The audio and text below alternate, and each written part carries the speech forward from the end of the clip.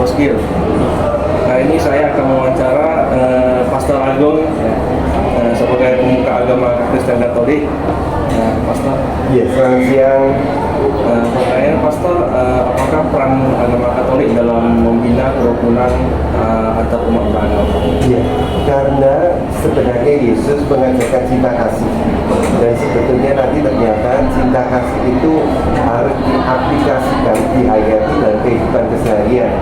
Jadi pada saat kita nanti harus bertemu dengan mereka sesama manusia yang dalam tertentu nanti mereka memeluk agama lain, itu kita juga tetap harus menggunakan jasa cinta kasih untuk berdialog dengan mereka.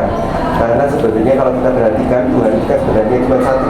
Ya, sehingga dari situ sebenarnya kalau Tuhan itu adalah cinta, tentu kalau di antara manusia itu saling mencinta, di situ pasti orang menghayati ajaran Tuhan. Jadi pada saat kita betul-betul menghayati cinta kasih walaupun dengan orang-orang dari agama lain, itu tetap berarti kita menghayati ajaran Kristus. Dan Yesus sebenarnya juga mengatakan cintailah musuh-musuhmu. Jadi dalam hal tertentu nanti sampai bahkan orang musuh, bahkan yang musuh serumah atau segala macam itu tetap harus dicintai. Dan sedangkan orang beragama lain pun kan banyak yang berbuat baik juga. Jadi kita pun tetap harus mencintai. Terima kasih Pastor. Oke, terima kasih. Sama-sama. Sekian wawancara kali ini, terima kasih. Halo, nama saya Vincent Manho. Saya adalah mahasiswa Universitas Microskill. Kali ini saya akan mewawancarai seorang narasumber yang beragama Kristen Protestan yang bernama Valian ya. Baik, saya akan mulai ya. Menurut ajaran agama Anda, apa yang dimaksud dengan kerukunan umat beragama? Dalam ajaran agama saya, kerukunan umat beragama adalah hidup berdampingan dengan damai dan saling menghormati meskipun kita berbeda keyakinan. Alkitab mengajarkan kasih kepada sesama tanpa melihat latar belakang agama serta suku. Pertanyaan selanjutnya, bagaimana cara menciptakan kerukunan antar umat beragama menurut Anda? Menurut saya, untuk menciptakan kerukunan antar umat beragama, kita harus saling menghargai perbedaan, tidak memaksakan iman kepada orang lain, dan menjaga sikap, kasih, serta toleransi. Karena Tuhan Yesus mengajarkan untuk mengasihi sesama seperti diri sendiri. Pertanyaan selanjutnya, bisakah Anda memberikan contoh nyata bagaimana membangun kerukunan antar umat beragama? Contohnya ya? Contohnya adalah keterlibatan dalam kegiatan sosial lintas agama, seperti membantu korban bencana alam bersama umat orang lain, serta mengikuti dialog antar iman untuk membangun pengertian serta kerjasama. Baik, pertanyaan selanjutnya, apa manfaat membina kerukunan antar umat beragama menurut pandangan agama Anda? Menurut pandangan agama saya, manfaatnya adalah terciptanya perdamaian, rasa aman, dan kehidupan sosial yang lebih harmonis. Serta kerukunan juga menunjukkan rasa kasih sayang Tuhan dapat dirasakan melalui hubungan baik antar umat beragama. Baik, pertanyaan terakhir, mengapa kita perlu memahami dan menjalankan makna serta tujuan kerukunan umat beragama? Menurut saya, karena Tuhan memanggil kita untuk menjadi pembawa damai. Dengan memahami makna kerukunan, kita ikut serta dalam menciptakan dunia yang lebih adil, damai, penuh kasih sesuai kehendak Tuhan. Baik, bagus sekali. Baik, terima kasih atas waktunya. Sekian wawancara kali ini, terima kasih. Halo, nama saya Vincent Manho. Saya mahasiswa dari Universitas Microskill. Kali ini saya akan mewawancarai seorang narasumber yang beragama muda, yaitu kawan saya Jeffrey Halim. Ya, halo. Baik, saya akan mulai. Pertanyaan pertama, menurut ajaran agama Anda, apa yang dimaksud dengan kerukunan umat beragama? Jadi dalam ajaran Buddha itu kerukunan umat beragama dalam hidup berdampingan secara damai, saling menghormati dan saling menyakiti.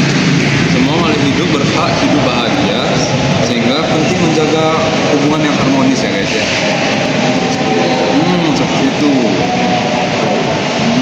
Pertanyaan selanjutnya, bagaimana cara menciptakan kerukunan antar umat beragama menurut Anda?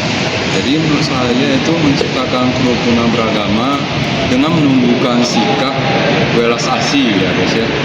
Saling menghargai, tidak memaksakan pandangan kita sendiri, sehingga menjaga ucapan dan perbuatan agar tidak melukai orang lain secara fisik maupun emosi ya guys ya. Bagus sekali ya. Pertanyaan selanjutnya, bisakah Anda memberikan contoh nyata bagaimana membangun kerukunan antar umat beragama? Membangun kerukunan ya. Jadi untuk membangun kerukunan itu umat Buddha itu sering ikut dalam kegiatan lintas agama seperti bakti sosial, dialog beragama, atau kerjasama dalam bantuan kemanusiaan. Itu Seperti sisi ya. seperti organisasi suci, dia membantu orang nggak dalam TV aja untuk mengajarkan dharma. Itu ada filmnya juga, ada bantu orang secara langsung temui orangnya, bantu orang, bahkan ada yang bantu sampai datang ke pelosok ke rumah orang untuk bantu orangnya langsung gitu. Bagus sekali ya. Pertanyaan selanjutnya, apa manfaat membina kerukunan antar umat beragama menurut pandangan agama Anda? Oke, dalam ajaran Buddha itu kerukunan menciptakan kedamaian batin, mengurangi konflik, serta memperkuat hubungan sosial yang saling menghargai. Pertanyaan terakhir, Ya boleh. mengapa kita perlu memahami dan menjalankan makna serta tujuan kerukunan umat beragama? Jadi karena hidup damai membantu mengembangkan cinta kasih dan kebijaksanaan, ya. Memahami perbedaan membuat kita lebih bijak dan terbuka terhadap sesama. Baik, terima kasih ya atas waktunya. Ya boleh. Sekian wawancara kali ini, terima kasih. Halo, saya Zomi Manho, saya mahasiswa dari Universitas Universitas. Kali ini saya akan mewawancarai narasumber yang beragama Hindu, yaitu Kenny. Baik, saya akan mulai. Menurut ajaran agama Anda, apa yang dimaksud dengan kerukunan beragama? Menurut saya, kerukunan umat beragama itu hidup damai, saling menghormati, dan tidak saling memaksakan jangan dipaksa saja. Dalam Hindu, semua makhluk itu dianggap seksi dan kita harus menghormati satu sama lain, meskipun itu bukan manusia. Pertanyaan selanjutnya, bagaimana cara menciptakan kerukunan antara umat beragama menurut Anda? Sebenarnya cukup simpel untuk menciptakan kerukunan. Dan kita hanya saling menghargai, memahami perbedaan, serta menjalin komunikasi dan kerjasama tanpa pasangan. Pertanyaan selanjutnya, bisakah Anda memberikan contoh nyata bagaimana kerukunan umat antar umat beragama? Contoh nyatanya, kita sebagai manusia itu saja akan bergotong royong dalam lintas agama ya. Contohnya jaga keamanan, kesampaian agama lain, terus gotong royong bagi kegiatan sosial. Pertanyaan selanjutnya, apa manfaat membina kerukunan atau umat beragama? Ya, dan simpel juga agar masyarakat menjadi damai, bertoleransi dan hidup lebih harmonis. Ini juga mencerminkan dan atau kewajiban moral. Pertanyaan terakhir, kenapa kita perlu memahami dan menjalankan makna serta tujuan umat beragama? Itu jawaban dari pertanyaan tersebut. Ternyata agar tidak terjadi konflik serta menciptakan kehidupan yang selaras sesuai ajaran hidup tentang kedamaian dan kasih sayang. Terima kasih atas waktunya. Sekian wawancara kali ini. Terima kasih. Halo, nama saya Rizal Manho, saya mahasiswa dari Universitas Mikroskil. Kali ini saya akan mewawancarai seorang narasumber yang beragama Konghucu, yaitu Michael. Halo, nama saya Nathan Marta. Saya akan mulai. Pertanyaan pertama, menurut ajaran agama Anda, apa yang dimaksud dengan kerukunan umat beragama? Menurut ajaran agama saya, kerukunan umat beragama adalah suatu kondisi di mana Bukan menurut agama saya juga, menurut pandangan pribadi saya lah. Soalnya kan setiap orang agamanya berbeda-beda, pandangan berbeda-beda juga.